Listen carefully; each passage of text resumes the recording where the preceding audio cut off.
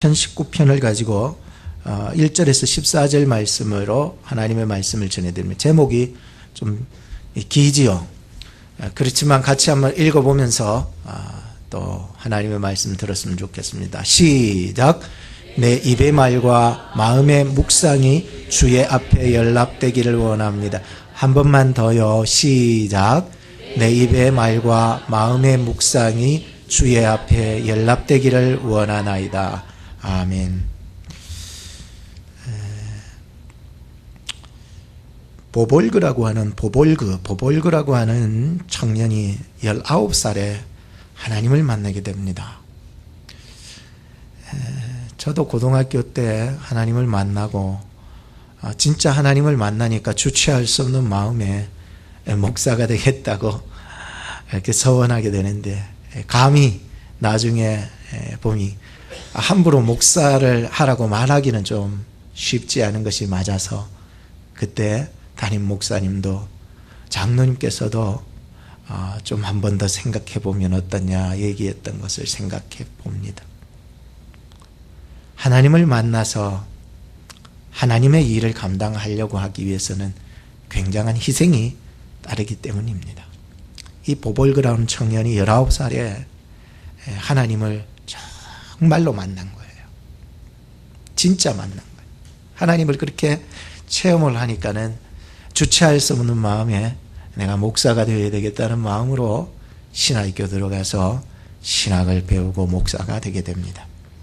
그리고 자기 고향으로 가서 전도자의 삶을 살면서 또 신앙 잡지사의 편집자로 또 함께 일하고, 사회적으로는 나중에 그 스웨덴의 상원 의원까지 올라가게 됩니다.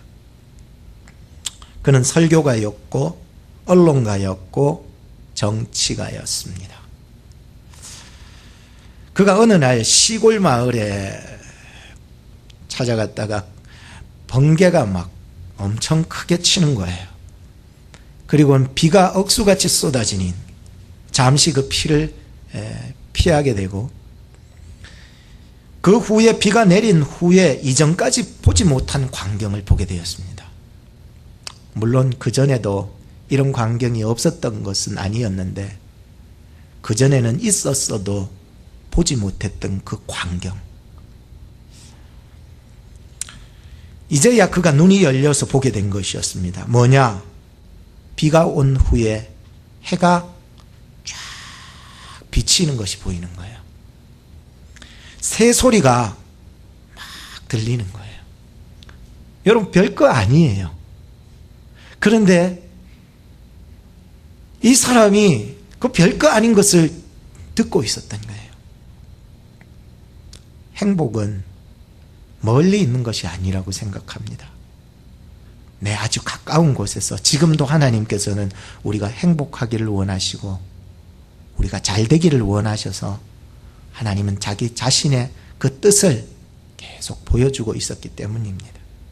근데 우리의 우둔한 눈이, 미련한 눈이, 우리가 듣고 싶은 것만 듣고 보고 싶은 것만 보려고 하는 우리의 이런 본성이 하나님이 우리를 얼마나 사랑하고 계시는가는 듣지 못하고 보지 못하고 있는 게 안타깝다는 거지요. 이 보볼그라고 하는 사람이 비 온 후에 해가 뜨는 것이 보였고 새소리가 들렸습니다. 해 아래 펼쳐진 세상이 아름다워 보였고 하나님의 창조의 역사가 보였습니다. 이것은 누가 가르쳐 줘서 되는 것이 아니었습니다. 아이들하고 여행을 1년에 한 번씩 이렇게 휴가를 받아서 떠나게 되면 항상 안타까운 마음은, 저는 운전을 하면서 가장 먼저 하늘을 봅니다. 하늘에 두둥실 떠가는 그 구름이 눈에 들어오고 또 신선한 공기를 한번 쭉 마셔봅니다. 너무 아름답고 고마운 거예요. 하나님이 나에게 주신 이 시간, 환경, 여건, 공기, 햇빛, 모든 것이 감사하기 시작합니다. 근데 아이들은 뒷자리에 앉아서 내가 바라보고자 하는 그 아름다운 자연의 그 모습을 바라보지 않고 손에 든 핸드폰만 집중해서 보고 있는 거예요. 언제나 철이 들어서 내가 바라보는 것을 함께 바라볼 수 있을까? 때가 되면 바라보게 될 것입니다. 보볼그는 그 광경을 보고서야 시를 지은 것이 바로 찬송가 40장 주 하나님 독생자예요. 숲속이나 험한 산 골짜기에서 지저귀는 저 새소리들과 고요하게 흐르는 시냇물은 주님의 솜씨 노래하도다. 주님의 높고 위대하심을 내 영혼이 찬양하네. 내 영혼이 찬양하네. 다윗은요, 이 보볼그보다도 더 오래전부터, 더 어렸을 적부터 하나님의 살아계심을 찬양하던 사람이었습니다. 그는 목동이었고요, 시인이었고요, 배우지는 않았지만은 굉장한 음악의 기술이 굉장히 있었던 사람이었고, 그는 또한 왕이었습니다. 그가 언제 이 시를 지었는지, 시편 19편을 지었는지 모르겠지만 여하튼 그의 눈이 열렸고 귀가 열려 하나님을 듣고 하나님의 소리를 듣고 있었던 것이었습니다. 이렇게 이야기합니다. 하늘이 하나님의 영광을 선포하고 궁창이 그 손으로 하신 일을 나타내는 도다. 날은 날에게 말하고 밤은 밤에게 지식을 전하니 언어가 없고 소리가 없으나 그 소리가 온 땅에 통하고 그 말씀이 세계 끝까지 이르도다. 여러분 아십니까? 오늘 하나님의 말씀이 오늘 우리의 영으로 깨달아질 수 있고 통할 수 있는 시간이 되기를 바랍니다. 하늘이, 창공이, 날이, 밤이 하나님의 영광과 하나님의 솜씨를 뽐내고 있는데 피조물들이 다 하나같이 하나님을 드러내고 있는데 이 자연, 이 모든 만물의 영장이라고 표현할 수 있는 인간이 하나님을 드러내지 않고서야 어찌 하나님이 가만히 있겠습니까? 하나님이 제일 기뻐하시는 건요, 우리를 통하여서 하나님의 영광이 선포되고 하나님의 이름이 높여 들려지기를 원하고 계신다는 것입니다.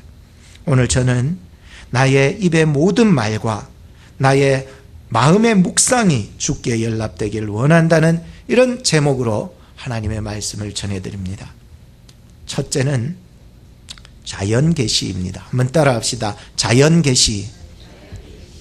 하나님은 이 자연 속에서 자신을 충분하게 드러내고 계셨다는 거예요. 로마서 1장 20절에 보면 창세로부터 그의 보이지 아니하는 것들 곧 그의 영원하신 능력과 신성이 그 만드신 만물에 분명히 보여 알게 되나니 그러므로 저희가 핑계치 못할지니라.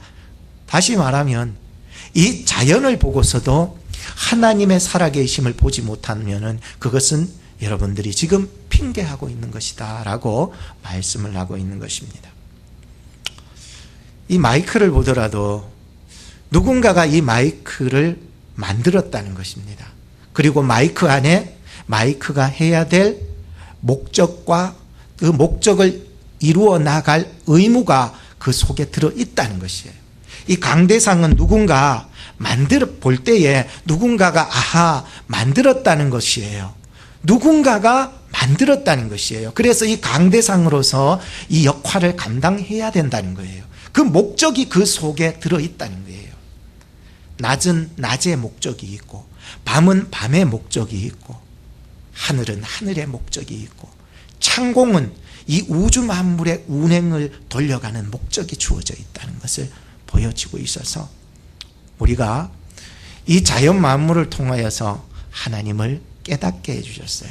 우리 옆에 사람하고 한번 인사합시다. 당신을 보니 하나님을 알겠습니다. 시작.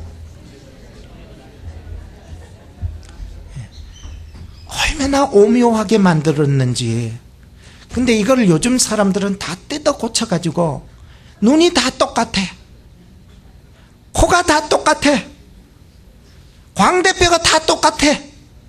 왜 이럴 수가 있는가? 하나님도 나중에 그 사람 보면 깜짝 놀라지 않을까? 안 고친 자들이 복이 있을지어다. 아멘 안 한 사람 보면은 많이 고친 것 같아요. 하나님이 우리를 만드셨을 때 그 목적과 의미를 함께 부여하셔서 우리를 통하여서 하나님의 그 살아계심을 드러나 보이게 하시기를 원하시고 계셨다니 얼마나 감사한지 모르겠어요.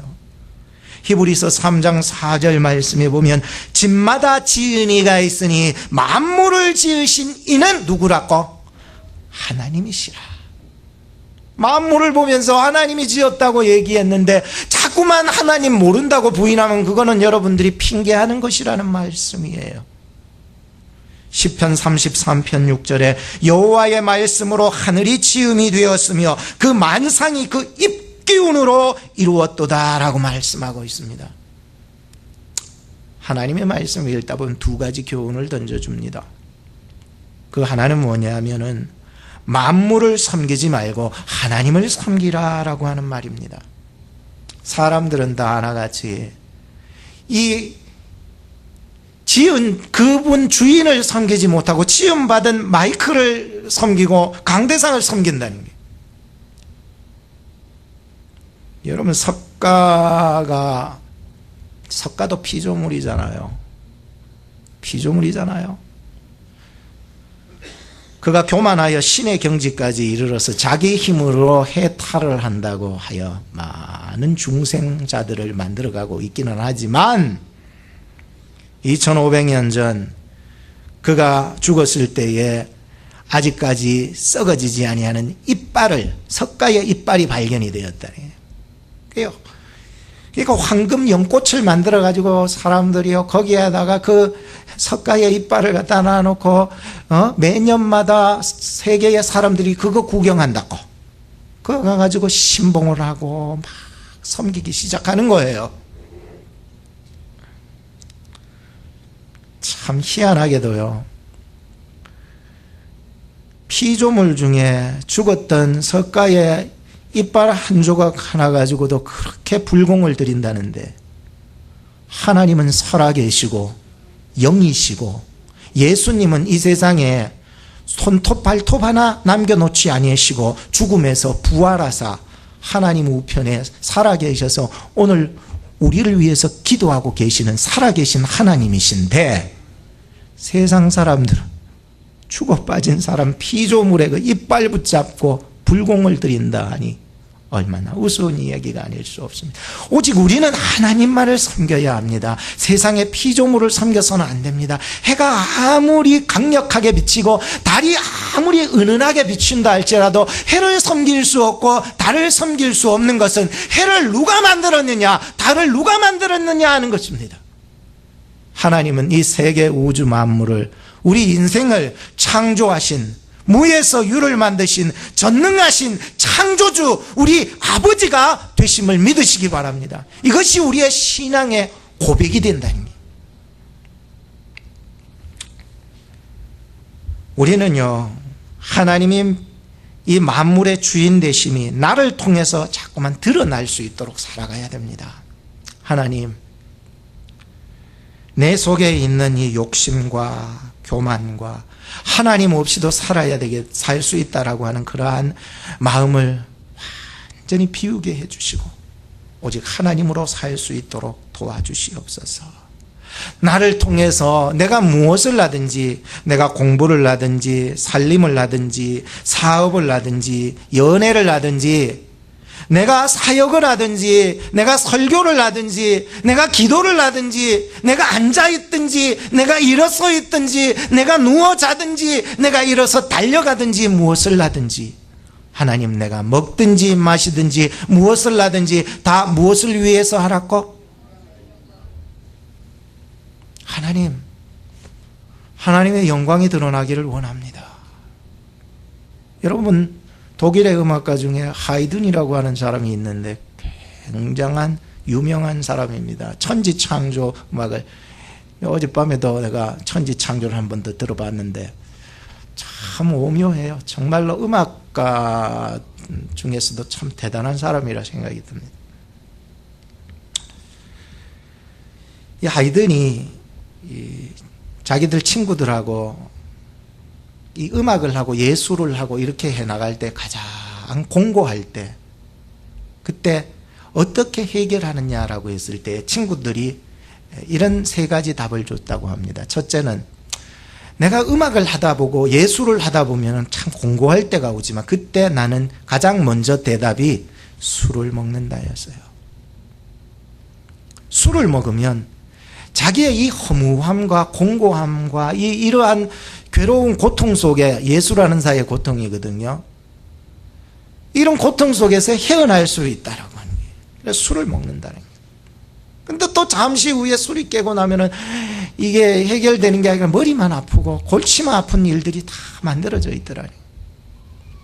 두 번째 친구들이 뭐라고 했냐면은, 예술을 하다 공고할 때에 친구를 만나서 하소연한다는 거예요. 근데 친구들한테 하소연을 막 하다 보면은 그때는 좋은데 또 돌아서면 또 공고함이 밀려온다. 세 번째 사람은요, 내가 예술을 하다가 공고할 때에는 나의 이 모든 답답한 감정을 그냥 그대로 막 표출을 해낸다는 거예요. 막 말로도 행동으로도 막 표출을 하는. 그러니까 예술가들은 막 머리에 막 미친 척하고 뭐 꽃을 꽂고 돌아다니는 사람도 있지 않아요? 자기의 표출인 거예요. 그럼으로써 자기의 모든 공고함을 해결한다. 하이든이요, 그때 이런 말을 했어요. 나는 우리 집에 가면은 기도방이 있어. 그 기도방에서 하나님 앞에 기도하고, 하나님, 내가 작곡한 모든 이 음악들이 내 것이 아니라 다 하나님의 것으로 돌려드립니다. 그리고 나서 그 방에서, 기도방에서 나오면은 얼굴이요 환해진다는 거예요. 사람들은요 저마다의 방법으로 자기의 공고함을 해결하는데, 여러분들은 어떤 방법으로 해결하십니까? 믿음이 있는 사람은 믿음의 방법으로 해결할 것이고, 믿음이 없을 때에는 믿음이 없는 방법으로 해결해 나갈 것이지만, 오늘 저나 여러분들은 하나님이 살아계시며 우리의 외로움뿐만 아니라 공고함뿐만 아니라 우리의 모든 인생의 문제 속에서도 해결하실 수 있는 답이 그분에게 있는 줄로 꼭 믿어 의심치 마시기를 바랍니다.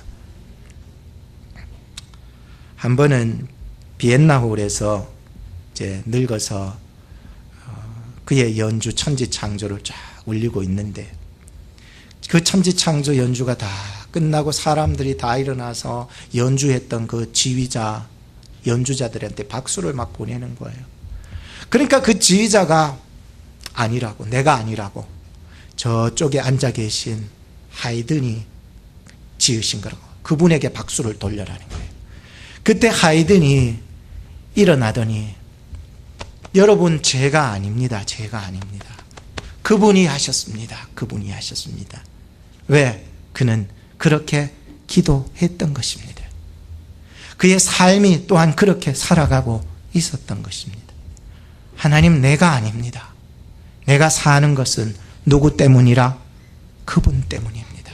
나를 통하여 하나님의 이름에 욕먹이지 않고, 하나님 영광 가리지 않고, 하나님의 이름이 높아지기를 원하고, 하나님의 영광이 드러나기를 원합니다. 이런 삶을 살아요. 하나님이 영광 받으시는 여러분의 인생이 되기를 주님의 이름으로 축복합니다. 오늘 본문을 좀 더 집중해 볼까요? 1절을 보십시오. 다윗은 하나님을 높이고 있습니다. 하늘이 하나님의 영광을 선포하고 궁창은 하나님의 손으로 하신 이 일을 나타내는도다. 낮은 낮에게 말하고 밤은 밤에게 지식을 전하니 언어가 없고 들리는 소리가 없으나 그 소리가 온 땅에 통하고 그 말씀이 세계 끝까지 이르도다. 하나님이 해를 위하여 하늘에 장막을 베푸셨도다.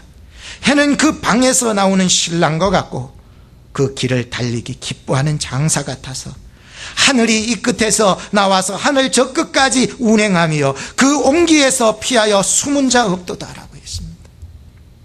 그 해의 밝음이 얼마나 비추었으면은 마치 신랑이 방에서 나오는 그 신비함, 그 용맹스러움, 그 어떤 신선함, 이런 것들이 쫙 신랑이 방에서 나온다는 게, 요즘 신랑들은요 신선함이고 뭐 용기 백백이가 없어요. 다 어깨가 축 처져 있어요.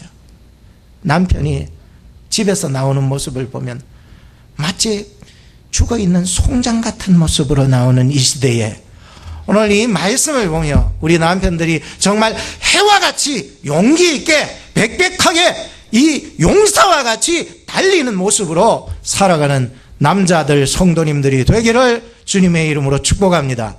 그렇다고 그 남자가 신이 될 수 있어 없어? 없어요. 부인이 아무리 잘나도 신이 될 수 있어 없어? 없어요. 신보다 높으면 안 되거든요. 그것을 지은 자가 바로 하나님이시기 때문에 오늘 우리를 통하여서 하나님만 드러나기를 원하고 하나님의 영광만 나타내기를 주님의 이름으로 축복합니다. 두 번째는 특별 계시. 한번 따라 합시다. 특별 계시. 첫 번째는 무슨 계시? 까먹어도 괜찮아. 두 번째 듣다 보면 또 첫 번째가 생각나요. 희한하지요. 하나님의 말씀은 그래서 구약 읽다가 다 잊어버리고 신약 읽는데도 신약 읽다 보면 또 구약 내용이 나오더라니까요. 희한하지 않아요? 두 번째 얘기 듣다 보면 또 첫 번째 얘기 또 언급할 수 있는 거니까. 특별 계시. 하나님이 하나님의 백성들과 언약 관계를 맺어서 주신 특별한 계시가 있어요. 그게 뭘까요? 하나님의 말씀 곧 성경이에요. 오늘 이 성경은요, 영으로 하나님을 믿는 택한 자들이 읽어나갈 때 깨닫게 해주시는 거예요. 보여지는 거예요. 들려지는 거예요. 희한하지 않아요?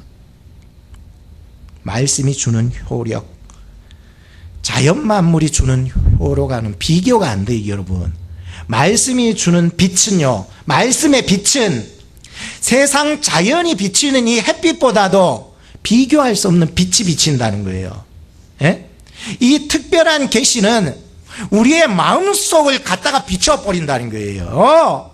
이 자연 만물 계시로서 비춰지는 빛은 이 세상 만물들을 살릴 수 있는 어떤 온기를 전해주기는 하지만 하나님이 주시는 이 특별 계신 말씀은 우리의 영혼을 살리는 거예요.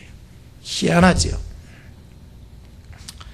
이 말씀은 우리의 죄악을 완전하게 밝혀 비춰주고 깨닫게 해주고 회개하게 합니다. 그러므로 말미암아 이 말씀 안에서만이 우리 자신을 올바로 발견할 수가 있어요. 말씀을 떠나서는 내 자연계시 속에만 포함이 되어 살아가요. 그렇지만 말씀을 통하여 내 영적 상태가 어떤지, 내가 하나님 앞에서 어떤 자임을 완전하게 보여주고 계시다는 거예요. 그래서 말씀을 읽어야 될까요? 읽지 말아야 될까요? 여러분들 그냥 자연적으로 본성적으로 살려면 자연계시 속에서 살다가 끝나면 되겠지요. 그렇지만 이걸로서는 우리의 이 영혼의 갈급함을 해결할 수 없기에 하나님은 우리에게 특별한 계시를 우리로 알게 하게끔 주셨잖아요. 그게 뭐라고요? 하나님의 말씀 곧 성경이었다는 거예요. 이 성경 안 보고 살아가는 사람 많아요. 성경 봐야 여러분들의 인생이 산다는 거예요. 오늘 말씀을 보면서 6가지로 이 말씀을 표현하는데, 첫째는 이 말씀을 일컬어 여호와의 율법이라, 둘째는 여호와의 증거라, 셋째는 여호와의 교훈이라, 넷째는 여호와의 계명이라, 다섯째는 여호와를 경외하는 도라, 여섯째는 여호와의 규례라. 그렇다면 이 말씀에 6가지의 특수한 성질이 있어요. 특성이 있어요. 첫째는 이 말씀은 완전하고 확실하고 정직하고 순결하고 정결하고 의롭더라는 거예요.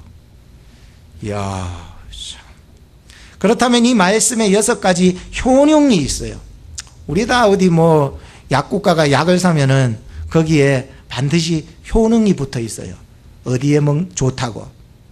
첫째, 영혼을 소성케 하고, 둘째, 우둔한 자로 지혜롭게 하며, 셋째, 마음을 기쁘게 하고, 넷째, 눈을 밝게 하고, 다섯째, 영혼까지 이르게 하고, 여섯째, 금곧 많은 정금보다 더 사모하게 되고, 꿀과 송이꿀보다 더 달게 한다는 거예요.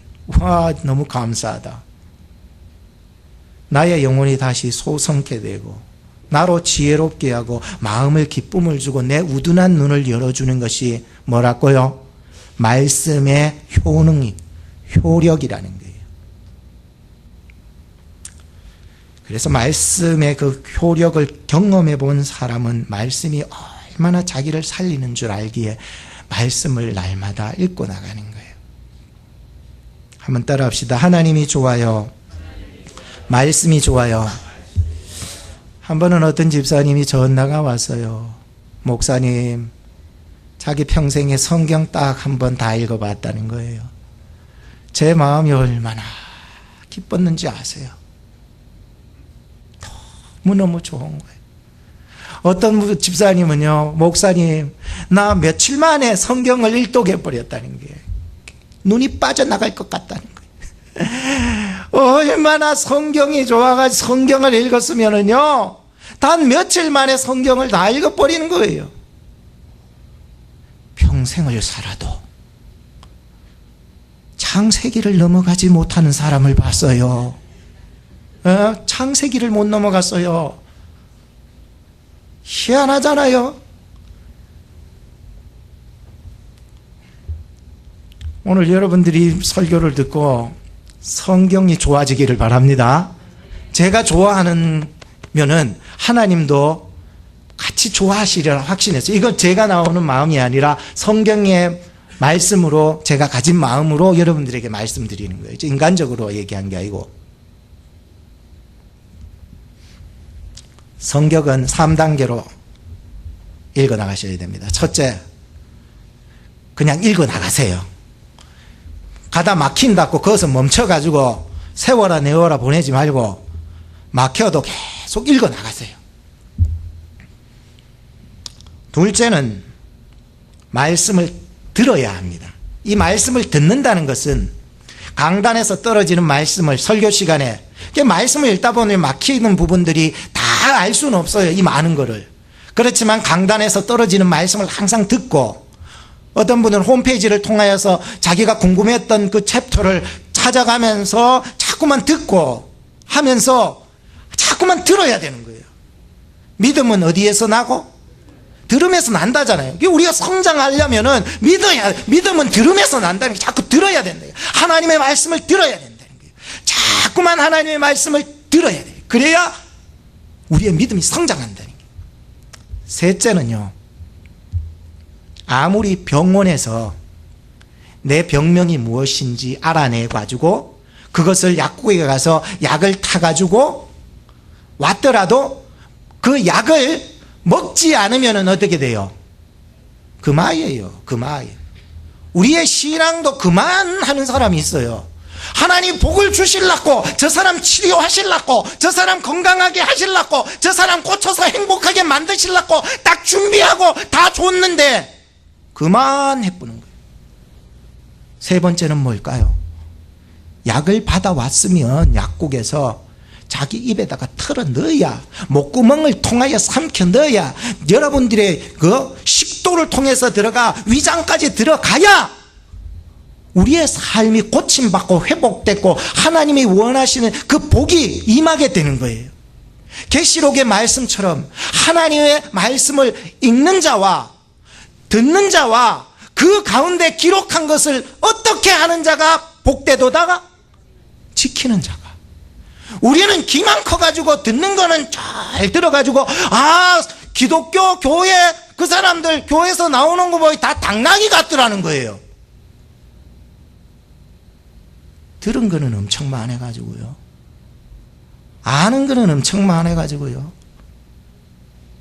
그 말씀하고 몸부림쳐 싸우지는 안 하고요.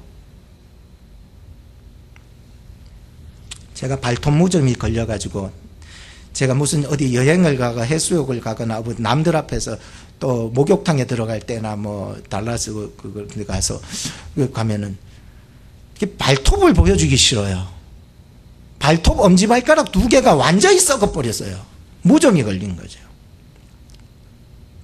그래서 여기 와 의사한테 가서 내 발톱 무좀인데 약을 한 9개월에서 1년 정도 먹어야 된다는 거예요. 그래서 먹기 시작했어요. 한 3개월을 먹으니까 할렐루야, 절반이 없어졌어요. 너무 감사해요. 지금 한 5개월 정도 먹었는데 진짜 거진 다 났어요. 한쪽 발톱은 다 났고 한쪽 발톱은 진짜 조금 1mm 정도 남았어요. 그게 다 난 거나 마찬가지. 너무 기쁜 거예요. 요번에 여러분이 그 휴가 받아서 해수욕 한번 갔을 때, 야, 이제 맨발 벗고 뛰어다니는 게 너무 좋은 거예요. 남들이 내 발톱을 봐도 괜찮아요. 왜? 나는 회복됐으니까. 왜? 나는 건강하니까. 여러분들도 이 말씀 안에 치유받고 회복되고 건강해지기를, 여러분의 영혼이 그렇게 되기를 주님의 이름으로 축복합니다. 말씀을 읽고, 2번째 단계 듣고, 3번째 단계 기록한 것을 지켜 나가야 돼요. 그게 복이 있는 사람이라고 그랬어요. 이 한 주간 여러분들 정말로 지켜나갈 수 있기를 바랍니다. 셋째, 결론적으로 이 가르친 말씀대로 기도하며 한번 지켜나가 봅시다. 저도 그렇고 여러분들도 그렇고. 다윗은 말씀 앞에 이 3가지 붙잡고 기도합니다. 앞서 이 말씀 앞에 11절 말씀에 또 주의 종이 이로 경계를 받고, 무슨 내용입니다. 앞에 있는 이 하나님의 말씀, 자연계시와 이 특별계시를 통하여서 하나님이 자기에게 주신 음성이 있었다는 거예요. 이것을 가지고서 이를 경계를 받고 이를 지킴으로 상이 크니이다. 쭉 기도해 나가고 있는 거예요. 첫째는 이렇게 기도합니다. 자기의 허물을 깨달을 수 있도록 기도했어요. 우리가 하나님의 말씀을 받을 때에 자기를 깨달을 수 있어야 돼요. 내 허물이 뭔지. 내가 다 의롭다 하는 사람은 예수님이 필요 없어요. 교회 안 와도 돼요. 하나님, 나는 날마다 허물이 많아서 다윗처럼 날마다 하나님 엎드리지 않고서는 내 허물을 어떻게 할 수가 없어요. 내 허물 자체도 보지 못하는 사람도 있지만 오늘 내가 하나님을 알고 하나님의 말씀을 들었사오니 내 허물이 보여지게 하여 주시옵소서. 이런 사람이 고칠 수 있고 회복될 수 있고 복받을 수 있는 첫 번째 조건 아니겠습니까? 나는 아니라고 거짓으로 자기를 위장해서 나는 거룩하다고, 나는 의롭다고 그렇게 있지 마세요. 우리는 죽을 때까지 우리의 연약성과 한계성 때문에 하나님 앞에서 날마다 나의 허물로 몸부림치며 내가 올바르게 살아가려고, 예수 바로 믿으려고 몸부림쳐야 될 사람이기 때문에 다윗은 첫 번째로 기도했어요. 나를 좀 깨닫게 해주셔서 이 허물을 보게 하여 주옵소서. 2번째 기도합니다. 하나님, 고범죄에서 나를 벗어나서 정직하게 해 주옵소서. 고범죄가 뭔 줄 아세요? 이렇게 설명할 수 있습니다. 고범죄란 교만하고 완악하고 건방지고 완고한 태도를 취하는 것. 이게 원어적인 의미예요. 다윗이 얼마나 겸손한데 그 겸손한 그 다윗의 속에도 도사리고 있는 그 교만함, 완악함, 건방지고 완고한 태도를 자기 속에서 가지고 있었다는 거예요. 이것에서 벗어나서 정직하도록 기도했다는 거예요. 3번째 기도는 내 입술의 모든 말과 마음의 묵상이, 살아가면서 제일 문제가 뭐냐 하면은 입이 문제인 거예요. 입이 문제야. 한번 따라 합시다. 입이 문제다. 입이 문제야. 여러분의 입이 절제가 안 돼가지고 입이 문제라. 또 하나 마음이 문제예요. 마음이 항상 혼란하고 갈등 가운데 있어요. 그러니 다윗이 기도하는 거예요. 내 입의 모든 말과 마음의 묵상이 주 앞에 뭐 되기를? 연락되기를. 말씀으로 몸부림치고 살아가는 저와 여러분 되기를 바라요. 저희 아내가 한 번은 계속 그 노래만 불러요. 그 노래만 듣고 무슨 노래인지 내가 나중에 찾아보이 좀 알 것 같았어요. 이런 가사를 가지고 있어요. 말씀 앞에서 경외함으로 주께 홀로 섭니다. 생명의 말씀 읽고 순종해 주를 예배합니다. 기록된 말씀 힘이 있어서 진리로 우리를 거룩해 하며 거룩한 말씀 세세 영영이 복음이 되어 말씀하시네. 하나님 말씀에 두려워 떠는 자, 그 말씀에 생명을 거는 자, 한 사람 찾으시는 주님의 약속을 믿어 하나님 말씀에 운명을 거는 자, 순종하며 주 따라가는 자, 영원한 하나님의 나라 이뤄갈 주의 교회여 일어나라. 주 말씀은 우리를 구원에 이르는 지혜이니 목숨과 내 뜻 다해 그 말씀에 복종하라. 이 찬양의 가사였어요.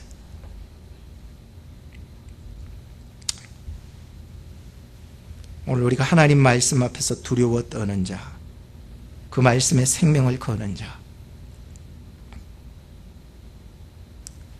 저는 목사로서요, 매주 설교를 계속 해야 합니다. 새벽에도 설교를 하지요. 수요일도 예배가에 설교를 하지요. 금요일도 설교를 하지요. 주일도 오전에 설교하지요. 오후에 설교하지요. 끊임없이 설교를 해나가는 마음이에요. 어느 날 설교를 준비하면서 너무 마음이 고민이 되는 거예요. 나는 계속해서 설교를 준비하는데 지지난주 설교가 생각이 안 나는 거예요.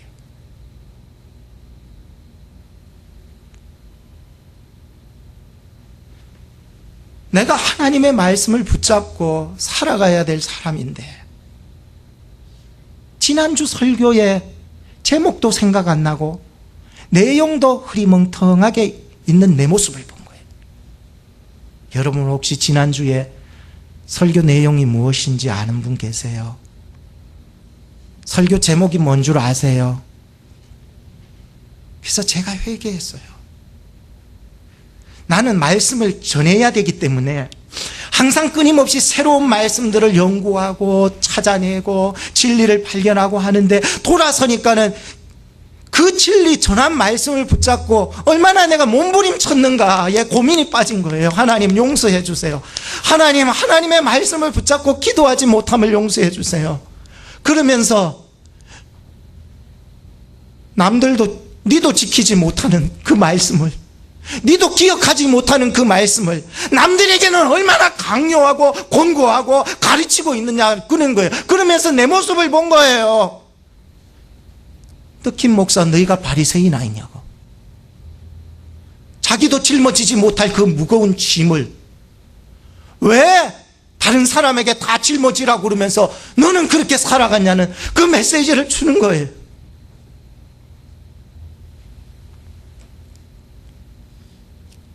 그래서 결단했어요. 하나님, 이 한 주간 살아가면서 우리 교인들과 함께 오늘 주신 이 말씀으로 일주일 동안 매일매일 기도로서 몸부림치고 이 말씀대로 살아보려고 함께 노력해 봐야 되겠다. 어릴 적에 소를 키웠는데요. 많이 키웠는데요. 먹을 거를 음식을 주면은요. 엄청 퍼먹어요. 소가 얼마나 먹는지 아세요? 이만한 다라이에 있는 거 다 먹어 치아부러요. 그런데 희한하게도 그 많은 걸 먹고 배가 퉁퉁하게 됐는데 가만 누워가지고 이래 지켜보이기에 가만 있는 게 아니라 이 소가요 입이요 쪼물딱 뭐 할게? 되새김질을 하는 거예요. 아하, 저러니까 그 속에 있는 것들을 다시 꺼내서 되새김질을 하고 다시 넣고, 아이 소화 안 된 거 꺼내가지고 되새김질하고 집어넣고 이러니까 소가 저렇게 살 수 있구나. 기도는 마치 오늘 우리의 들은 말씀을 되새김질할 수 있는 도구가 되는 거예요. 기도를 통하여 하나님의 말씀이 생각이 나기를 주님의 이름으로 축복합니다. 기도하겠습니다. 하나님께 감사하며 또 감사합니다. 내 존재에 대한 발견이 하나님 안에서, 말씀 안에서 일어나게 하시고 나를 창조하신 하나님께 나를 끊임없이 구원하시기를 기뻐하시는 하나님께 찬양과 영광을 돌려드립니다. 자연 만물이 목적을 따라 하나님의 영광을 선포하고 있듯이 만물의 영장인 우리 인생들을 통하여 하나님의 영광이 드러나기를 원합니다. 언어가 없고 들리는 소리 없이 미약하고 부족하지만 하나님만 드러나기를 원합니다. 말씀의 능력을 믿게 하시고 쓰러진 자들이 있다면 개인도 가정도 사업도 다시 말씀 안에서 일어서게 하시고 이 한 주간 말씀 안에 기적을 경험하게 하옵소서. 말씀대로 나를 위하여 십자가에 희생하시고 부활하사 영원한 생명을 우리에게 주신 예수 그리스도의 이름으로 기도하옵나이다. 아멘.